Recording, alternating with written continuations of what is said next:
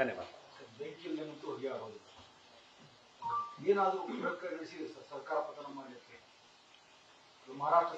ನೀವು ಹೇಳೋದು ನಿಜ. ಬೆಂಕಿ ಇಲ್ಲದೆ ಹೊಗೆನೆ ಆಡೋದಿಲ್ಲ. ಇಲ್ಲಿ ಹೊಗೆನೂ ಇಲ್ಲದೆ ಮೋಡವನ್ನೇ ತೋರಿಸಿ ಹೊಗೆ ಅಂತ ಹೇಳಿ ಸೃಷ್ಟಿ ಮಾಡ್ತಾ ಇದ್ದಾರೆ. ಇಲ್ಲಿ ಹೊಗೆ ಕೂಡ ಇಲ್ಲ. ಅದಕ್ಕೆ ಆ ಒಂದು ನೈತಿಕ ಧೈರ್ಯದ ಮೇಲೆನೆ ಭಾರತೀಯ ಜನತಾ ಪಕ್ಷ ಅಧಿಕೃತವಾಗಿ ಕಾಂಗ್ರೆಸ್ ಶಾಸಕನ ವಿರುದ್ಧ FIR ಅನ್ನ ರಿಜಿಸ್ಟರ್ ಮಾಡ್ಲಿಕ್ಕೆ ಹೋಗ್ತಾ ಇದೆ. ಸತ್ಯವನ್ನ ಈಗಾದ್ರೂ ಹೊರಗೆ ಹೇಳಿ. ರವಿ ಗಾಣಿಗ ಅವರು ಯಾರು ಹೇಳಿದ್ರು, ಎಲ್ಲಿ ಆಫರ್ ಕೊಟ್ರು, ಇವರು ಎಷ್ಟು ಅಡ್ವಾನ್ಸ್ ತಗೊಂಡ್ರು ಅನ್ನೋದನ್ನ ಹೇಳಿ. ಇಲ್ಲ ಅಂದ್ರೆ ಕಾಂಗ್ರೆಸ್ಸಿನ ಎಲ್ಲಾ ಶಾಸಕರು ಬಾಯಿ ಮುಚ್ಕೊಂಡು ಮೂಲೆಯಲ್ಲಿ ಬಿದ್ದಿರಬೇಕು ಅಂತ ಹೇಳಿ ಸಲಹೆ ಕೊಡ್ತಾನೆ. ಅಲ್ಲ, ಎಷ್ಟೇ ದೂರು ಕೊಟ್ಟರು ಒಂದು ಪ್ರಕರಣದ ಮೇಲೆ ಒಂದೇ FIR ಆಗ್ಬೇಕು ಕಾನೂನು ಪ್ರಕಾರ.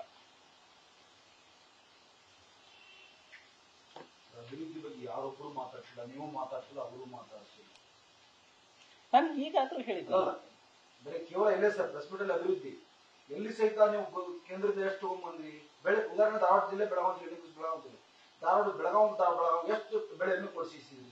ಬೆಳೆ ಮೇಕಂದ್ರು ಕಳೆದ ವರ್ಷ ಅನಾವೃಷ್ಟಿ, ಯಾವ ರೈತರಿಗೆ ಮಧ್ಯಂತರ ಪರಿಹಾರ ಬಿಟ್ಟು ನೆಕ್ಸ್ಟ್ ಯಾವ್ದು ಬಂತು ಪರಿಹಾರ? ಬೆಳೆ ಯಾರೊಬ್ರು ಮಾತಾಡೋದಿಲ್ಲ ಸರ್. ಬಂದು ತಾವು ಬಜೆಟ್ ಅನ್ನ ಅಧ್ಯಯನ ಮಾಡಿರ್ತೀರಿ ಅಂತ ಹೇಳಿ ನಾನು ಭಾವಿಸ್ತೇನೆ.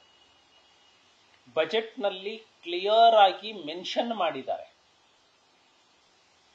ರಾಜ್ಯದ ಸ್ವಂತ ತೆರಿಗೆ ಎಷ್ಟು, ತೆರಿಗೆಯೇತರ ರಾಜಸ್ವ ಎಷ್ಟು, ಕೇಂದ್ರದ ಅನುದಾನ ಎಷ್ಟು ಅಂತ. ಸ್ವತಃ ಸಿದ್ದರಾಮಯ್ಯನವರು ಎಲ್ಲಾ ಬಜೆಟ್ನಲ್ಲೂ ಅದನ್ನ ಮೆನ್ಷನ್ ಮಾಡಲೇಬೇಕು, ಮಾಡಿದ್ದಾರೆ. ಕೇಂದ್ರದಿಂದ ಬರಬೇಕಾದಂತಹ ಅನುದಾನದ ಪಾಲು ಅವರು ಏನು ಬಜೆಟ್ನಲ್ಲಿ ಘೋಷಣೆ ಮಾಡ್ಕೊಂಡಿದ್ದಾರೆ, ₹1 ಕೂಡ ನಿಂತಿಲ್ಲ. ಇನ್ನು agriculture comes under state list. ಸಂವಿಧಾನದ ಪ್ರಕಾರ ಕೃಷಿ ರಾಜ್ಯ ಪಟ್ಟಿಯಲ್ಲಿ ಬರುತ್ತೆ. ಸೊ ಫಸಲ್ ಬಿಮಾ ಯೋಜನೆ ಕೇಂದ್ರ ಸರ್ಕಾರದ ಮಾನ್ಯ ಪ್ರಧಾನಮಂತ್ರಿಗಳಾದ ನೆಚ್ಚಿನ ನರೇಂದ್ರ ಮೋದಿ ಅವರ ರೈತ ಪರ ಕಾಳಜಿಯ ಯೋಜನೆ.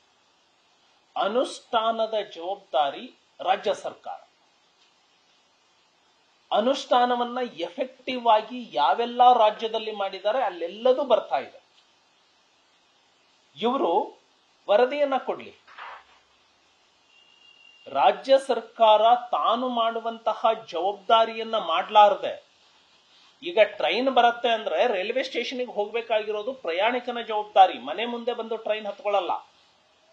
ಹಾಗೆ ಟ್ರೈನ್ ಅನ್ನುವಂಥದ್ದು ಫಸಲ್ ಬಿಮಾ ಯೋಜನೆ ಕೇಂದ್ರ ಸರ್ಕಾರದ ಯೋಜನೆ. ಆ ಯೋಜನೆಯನ್ನ ಉಪಯೋಗ ತಗೊಳ್ಳುವಂಥದ್ದು ರಾಜ್ಯ ಸರ್ಕಾರದ ಜವಾಬ್ದಾರಿ. ಅದನ್ನ ಎಫೆಕ್ಟಿವ್ ಆಗಿ ಇಂಪ್ಲಿಮೆಂಟ್ ಮಾಡುವಲ್ಲಿ ರಾಜ್ಯ ಸರ್ಕಾರ ಸಂಪೂರ್ಣವಾಗಿ ಸೋತಿದೆ. 1200 ರೈತರು ಆತ್ಮಹತ್ಯೆ ಮಾಡಿಕೊಂಡಿದ್ದಾರೆ ಕರ್ನಾಟಕದಲ್ಲಿ. ರಾಜ್ಯ ಸರ್ಕಾರ ಇಲ್ಲಿಯವರೆಗೆ ಎಲ್ಲಾ ರೈತರಿಗೂ ಕೂಡ ಪರಿಹಾರವನ್ನು ಕೂಡ ಮುಟ್ಟಿಸಿಲ್ಲ. ಹಾಗಾಗಿ ರಾಜ್ಯ ಸರ್ಕಾರ ಇಂತಹ ಡೈವರ್ಷನ್ ಟ್ಯಾಕ್ಟಿಕ್ಸ್ ಗಳನ್ನ ಮಾಡೋದು ಬಿಡಬೇಕು, ಅಭಿವೃದ್ಧಿಗೆ ಬರಬೇಕು. ಬೆಂಗಳೂರಿನಲ್ಲಿ ರಸ್ತೆಗಳು ಇಲ್ಲ, ಗುಂಡಿಗಳ ಮಧ್ಯೆ ರಸ್ತೆಗಳನ್ನ ಹುಡುಕಬೇಕಾಗಿದೆ. ಕರ್ನಾಟಕ ರಾಜ್ಯದ ವಿಶೇಷವಾಗಿ ಉತ್ತರ ಕರ್ನಾಟಕ, ಕಲ್ಯಾಣ ಕರ್ನಾಟಕ ಸಂಪೂರ್ಣವಾಗಿ ನೆಲಕಚ್ಚಿ ಹೋಗಿದ್ದಾವೆ. ಸಾರಿಗೆ ಇಲಾಖೆಗೆ ಶಕ್ತಿ ಯೋಜನೆಯನ್ನ ಘೋಷಣೆ ಮಾಡಿದ್ರು ಸಂತೋಷ. ಸಾರಿಗೆ ಇಲಾಖೆಗೆ ಹಣವನ್ನ ಕೊಡಬೇಕಲ್ಲ ಇವರು. ಆಸ್ ಆನ್ ಟುಡೇ 5,000 ಕೋಟಿ ಬಾಕಿ ಇದೆ. EPF, ಗ್ರಾಚ್ಯುಟಿ, ಮೇಂಟೆನೆನ್ಸ್ ಸರ್ಕಾರನೇ ಬಾಕಿ ಉಳಿಸ್ಕೊಂಡಿದೆ. 5,000 ಕೋಟಿಯನ್ನ ಯಾರು ತೀರ್ಸೋ? ಇವತ್ತು ಸರ್ಕಾರ ಬರೀ ಎಷ್ಟು ಬರುತ್ತೆ ಅಷ್ಟರಲ್ಲಿ ಮ್ಯಾನೇಜ್ ಮಾಡ್ಕೊಂಡು ಹೋಗಿ ಅದನ್ನ ಬರೆದಿಟ್ಕೊಳ್ಳಿ, ಸಾಲವನ್ನ ಬರೆದಿಟ್ಕೊಳ್ಳಿ ಅಂತ ಹೇಳ್ಕೊಂಡು ಹೋದ್ರೆ ಅದನ್ನ ತೀರ್ಸೋರು ಯಾರಾದ್ರೂ ಒಬ್ರು ಬರಲೇಬೇಕಲ್ಲ. ಇತಿಹಾಸದಲ್ಲಿನೇ ಕರ್ನಾಟಕಕ್ಕೆ ಸ್ವಾತಂತ್ರ್ಯ ಬಂದ 75 ವರ್ಷದ ಇತಿಹಾಸದಲ್ಲಿ ಸಾರಿಗೆ ಇಲಾಖೆಗೆ ಇಷ್ಟು ದೊಡ್ಡ ಬ್ಯಾಲೆನ್ಸ್ ಅನ್ನ, ಅರಿಯರ್ಸ್ ಅನ್ನ ಪೆಂಡಿಂಗ್ ಯಾವ ಸರ್ಕಾರವೂ ಇಟ್ಟಿರಲಿಲ್ಲ. ಈ ಸರ್ಕಾರ ಇಟ್ಟಿದೆ. ಸಚಿವರು ರಾಮಲಿಂಗಾರೆಡ್ಡಿ ಅವರು ಅಧ್ಯಯನ ಮಾಡಬೇಕು ಒಳಗೆ ಹೋಗಿ. ಸಾರಿಗೆ ಇಲಾಖೆ ಲಾಭದಲ್ಲಿದೆ. ಹೆಂಗ್ ಲಾಭದಲ್ಲಿದೆ?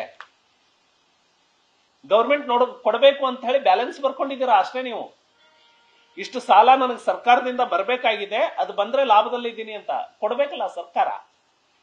ಅದು ಕೊಡ್ಲಾರ್ದೆ ಲಾಸಲ್ಲಿ ನಡೆಸಿದ್ರೆ, ಹಾಗಾಗಿ ಅಭಿವೃದ್ಧಿಯನ್ನ ನಿರ್ಲಕ್ಷ್ಯ ಮಾಡಿದೆ, ರೈತರನ್ನ ನಿರ್ಲಕ್ಷ್ಯ ಮಾಡಿದೆ, ಉತ್ತರ ಕರ್ನಾಟಕದ ನೀರಾವರಿ ಯೋಜನೆಗಳನ್ನ ಸಂಪೂರ್ಣವಾಗಿ ನಿರ್ಲಕ್ಷ್ಯ ಮಾಡಿದೆ, ಮೂಲಭೂತ ಸೌಲಭ್ಯಗಳನ್ನ ಕೊಡ್ತಾ ಇಲ್ಲ, ಹೊಸ ಶಾಲೆಗಳ ಮಂಜೂರಾತಿ ಇಲ್ಲ, ಕೊಠಡಿಗಳ ಮಂಜೂರಾತಿ ಇಲ್ಲ, ಅಂಗನವಾಡಿ ಕಟ್ಟಡಗಳ ಮಂಜೂರಾತಿ ಇಲ್ಲ, ಹೊಸ ಕಾಲೇಜುಗಳು ಪದವಿ ಪೂರ್ವ ಕಾಲೇಜುಗಳು ನೇಮಕಾತಿ ಆಗ್ತಾ ಇಲ್ಲ, ವಿದ್ಯಾರ್ಥಿ ವೇತನ ಸಿಗ್ತಾ ಇಲ್ಲ, ವಿದ್ಯಾರ್ಥಿಗಳಿಗೆ ಹಾಸ್ಟೆಲ್ ಸೌಲಭ್ಯ ಸಿಗ್ತಾ ಇಲ್ಲ, ಹೊಸ ಹಾಸ್ಟೆಲ್ಗಳ ನಿರ್ಮಾಣ ಈ ಸರ್ಕಾರ ಮಾಡಿಲ್ಲ.